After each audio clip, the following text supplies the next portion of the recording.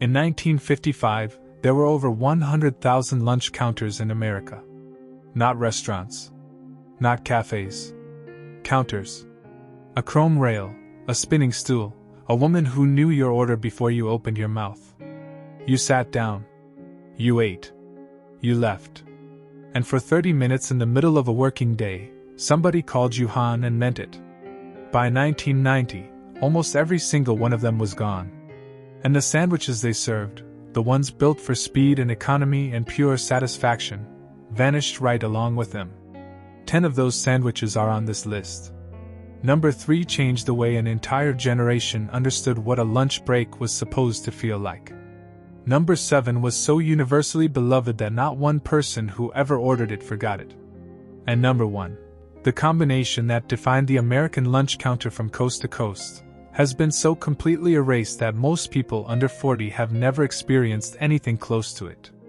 These 10 sandwiches fed the American workday. Then fast food buried them. Stay with me until the end. Because the last one isn't just a sandwich. It's a feeling that doesn't exist anymore. Number 1. Date Nut Bread Sandwich. Thomas's Date Nut Bread. Dark, dense, speckled with chopped walnuts, and sticky with pressed dates. Spread it thick with Philadelphia cream cheese straight from the foil block. No meat. No lettuce. No fuss. That was the whole sandwich. It sat on a white china plate with the crust left on and a pickled spear alongside. Women ordered it at Schraff's in Manhattan, at the counter inside J.J. Newberry's in Ohio, at every department store tea room from Marshall Field's in Chicago to Bullock's in Los Angeles. It was considered refined. The sandwich a woman ordered when she wanted something light between shopping and picking up the children. A slice of date nut bread cost a nickel at the bakery counter. The cream cheese was another few cents. Together they created something that tasted nothing like its ingredients suggested. The sticky sweetness of the dates against the cool tang of the cream cheese, the walnuts cracking between your teeth like a small, quiet reward. Date nut bread has almost completely vanished from American bakeries. The sandwich went with it.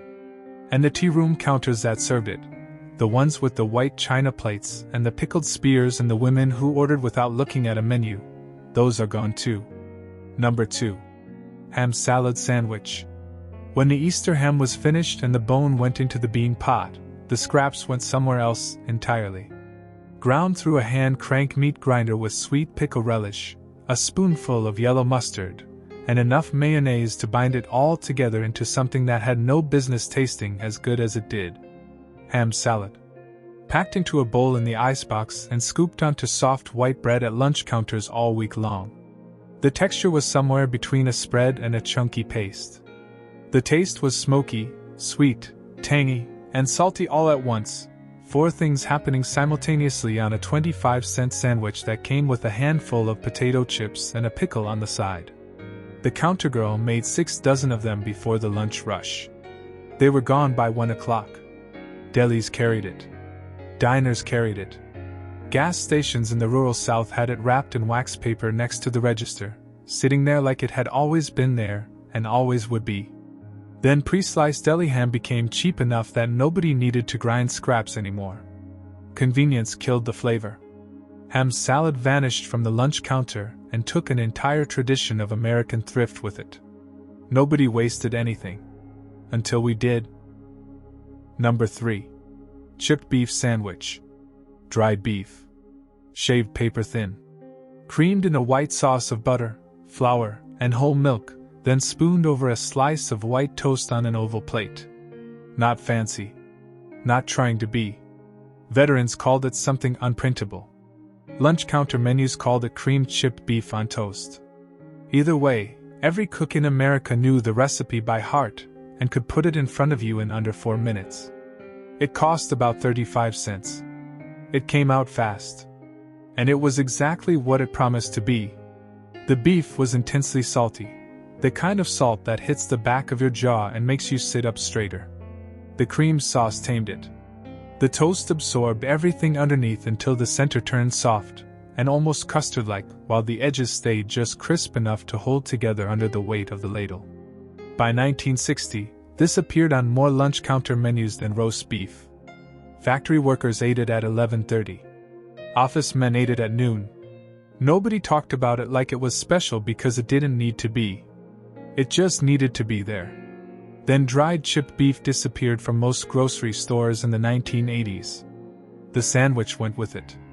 Now it exists only in the memory of veterans and the children who sat beside their fathers and watched them clean the plate without a single word of complaint.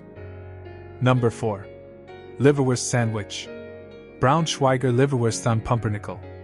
A thin smear of yellow mustard. A single slice of raw onion. That was it. And it was magnificent. German, Polish, and Czech immigrants carried this sandwich to factory lunch pails across the industrial Midwest, and it crossed over to every lunch counter within a 10-block radius of every plant, every mill, and every rail yard in America.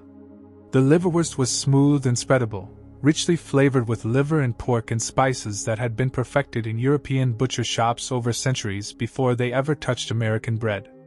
It was iron in edible form. A quarter pound cost about 20 cents in 1955. The pumpernickel was dense and dark and slightly sour. The mustard cut through the richness like a clean line. The raw onion added a sharp bite that woke up everything underneath it and made you feel like you had actually eaten something real. Lunch counters in Detroit, Milwaukee, Cleveland, and Pittsburgh sold liver sandwiches by the hundreds. Butchers sliced it fresh from the log every single morning. It was as common as ham and cheese. Then Americans decided they didn't eat organ meat anymore. No announcement. No farewell. Just a slow collective turning away from anything that reminded people where meat actually came from. The liverwurst sandwich retreated to a handful of German delis. Then it retreated further. Now it's almost gone entirely. And the flavor it carried, that honest, unapologetic richness, went with it. Number 5. Egg salad sandwich. Hard-boiled eggs. Chopped fine with a fork, never a knife. Mixed with Hellmann's mayonnaise, a pinch of salt, a grind of black pepper, and sometimes a whisper of celery salt or a teaspoon of sweet pickle relish that nobody admitted to adding but everybody tasted. Spread thick on white bread. That was the egg salad sandwich. Eggs cost about 60 cents a dozen in 1955. A single sandwich required 2 eggs and cost the counter almost nothing to produce. They sold it for 20 cents and made a profit that kept the lights on through slow Tuesdays and rainy Fridays when nobody wanted to leave the office. The filling was pale yellow, creamy, and mild. It offended absolutely no one. Children ordered it. Grandmothers ordered it. Construction workers ate 2 of them with a bowl of soup and called it a full meal without irony or apology. Egg salad was the Switzerland of the sandwich board. Completely neutral. Universally accepted. The one thing on the menu that nobody argued about because there was nothing to argue about. The countergirl made a full bowl of it every morning. Fresh. By hand. Gone by noon. When lunch counters closed, egg salad retreated to gas station coolers in plastic triangles sealed with a sticker, sitting under fluorescent light for 3 days before anyone touched them. That plastic triangle shares a name with what the countergirl made. It shares nothing else. Number 6. Club sandwich. 3 slices of toasted white bread. Turkey, bacon, lettuce, tomato, and mayonnaise layered between them. Cut into 4 triangles. Held together with frilled toothpicks that made the whole thing look like it was dressed for an occasion. Because it was. The club sandwich was the most expensive item on most lunch counter menus. 50 to 65 cents. You ordered it on payday. You ordered it when you closed the deal. You ordered it when you wanted the woman behind the counter to know that today was a good day. The triple-decker construction made it feel like an event. Every layer was visible from the side, a cross-section of American abundance stacked 3 stories high on a white china plate. The bacon was crisp. The turkey was real, pulled from a bird roasted that morning. The tomato was thick enough to hold its place between the second and third slice without sliding. And those toothpicks. Nobody needed them structurally. They were purely ceremonial. A small flag planted at the top of something worth celebrating. The club sandwich supposedly originated at a gentleman's club in the late 1800s. but by the 1950s it belonged to the lunch counter completely.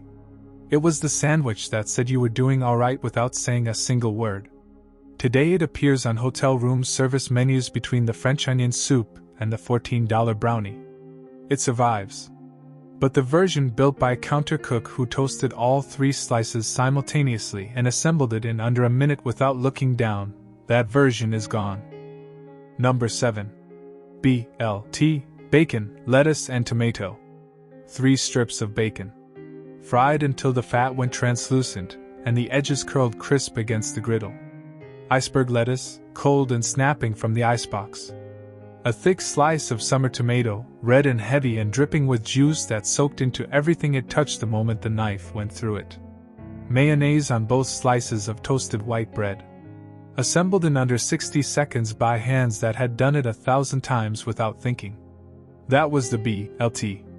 And in August, when the tomatoes came from a garden 2 blocks away and the bacon came from a local butcher who knew the farmer by name, there was nothing on that board that could touch it. The BLT was the lunch counter's only concession to freshness. Everything else was cooked, canned, preserved, or stretched across a week. But the BLT demanded a real tomato.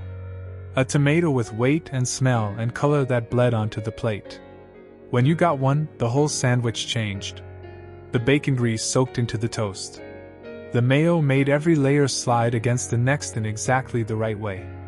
The lettuce cracked when your teeth hit it like a small cold interruption between all that warmth and fat. It was architecture. Every single layer mattered. The BLT still exists everywhere. But the lunch counter version, made with 3 ingredients at their absolute peak, assembled 30 seconds after that tomato was sliced, that version is nearly impossible to find. Most places today use a tomato that was picked green in November and never once saw a garden. You can taste the difference. You just can't do anything about it. Number 8. Grilled cheese sandwich. 2 slices of white bread. Buttered on the outside. 2 slices of Kraft American cheese in the middle. Pressed flat on a hot griddle until the bread turned the exact shade of gold that cannot be planned, only recognized. Until the cheese melted into an orange river that sealed the edges shut and sent a smell across the counter that made every person in the building turn their head without meaning to. That was the grilled cheese. The single most ordered sandwich at Woolworth's lunch counters nationwide. It cost 20 cents. Children ate it after shopping with their mothers. Adults ate it alongside a bowl of tomato soup for the most iconic lunch combination in American history. And the cook made them in batches of 4, pressing each one down with a flat spatula until the cheese wept out the sides and crisped against the griddle into something that food scientists would spend decades trying to replicate and never quite manage. The sound of that sandwich hitting a hot griddle. The hiss of the butter making contact. That sound was the soundtrack of every 5 and dime in the country from Bangor to Bakersfield. When the last Woolworths closed in 1997, a version of the grilled cheese survived. It survived everywhere, actually. Every diner, every brunch menu, every food truck with a clever name. But they changed it. Sourdough instead of white bread. Gruyere instead of American. Truffle oil. Caramelized onions. House-made this and artisanal that. Better ingredients. Worse sandwich. The original needed nothing except heat and time, and someone who had made 10,000 of them, and knew exactly when to flip. Number 9. Patty melt. A thin beef patty. Grilled until the edges blackened and the fat rendered into the surface of the meat in small crackling pools. Laid on rye bread with a pile of onions that had been cooking low and slow on the back corner of the same griddle since the morning rush. Swiss cheese melted over the top. The whole thing pressed flat under a heavy spatula until the bread crisped into something halfway between toast and a cracker, and the cheese fused every layer together into a single unified thing. That was the patty melt. And it was better than a hamburger. Better than a grilled cheese. Better than either of them had any right to be separately. The rye bread gave it a depth that a hamburger bun could never match. That slight sourness underneath the beef changed everything. The Swiss cheese had a nuttiness that American cheese lacked entirely. And those onions, the ones that had been going since 6 in the morning, turning from sharp and raw into something sweet and almost jammy.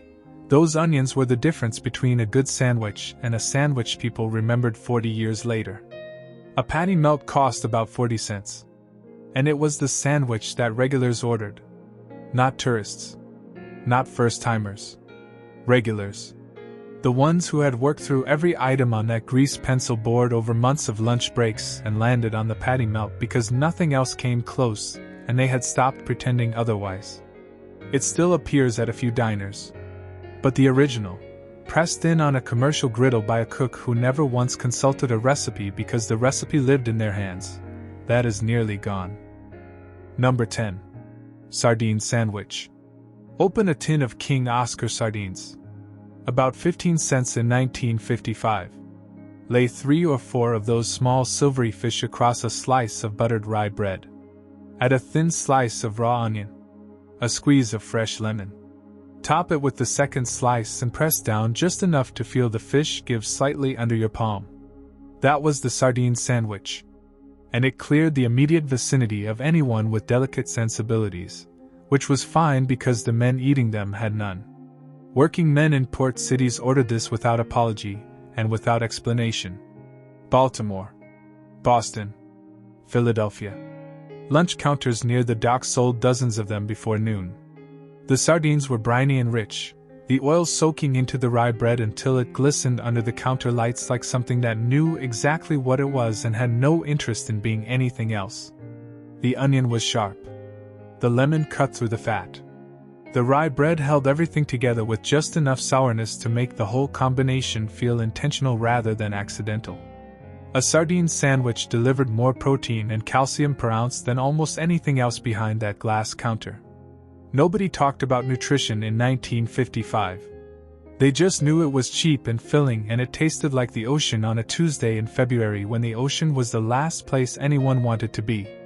Then Americans decided sardines were beneath them. The nutrition didn't change.